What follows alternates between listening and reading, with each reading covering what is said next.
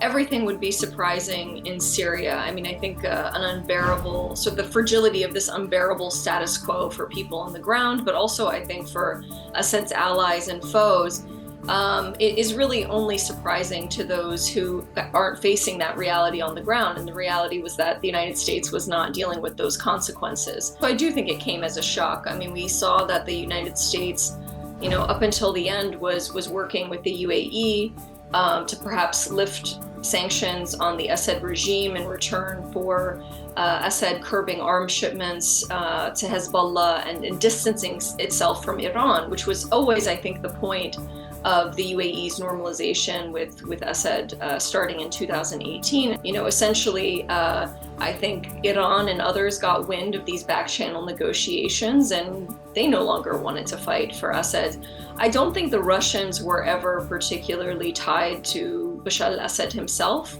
I think they were tied to a regime in which they could remain, sort of have a foothold, remain. And so it's sort of, I think we're still waiting to see what happens with the two bases that the Russians have along the western coast, which, I think were not just important as a launching pad for Russia into the Mediterranean and Africa, but I do think that their military intervention in 2015 was really the reemergence of Russia as a great power. So I do think it's a humiliating defeat. But back to, I think, the sort of domestic piece of this, which I think is a little bit hazier for a lot of people. We know that there has been a regional breakdown in the balance of power. Israeli attacks essentially decimating Hezbollah's rank and file in recent months.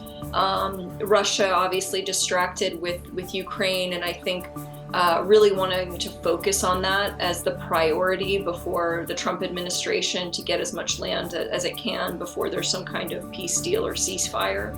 But within the country, I think we really saw a dying animal, basically, in the regime. It was a regime that was almost cannibalizing itself. So, I mean, if I was talking to friends who are in Aleppo City, for example, it was just a pure mafioso state where people were trying to shore up their own, dismal incomes as by trying to get bribes from various people.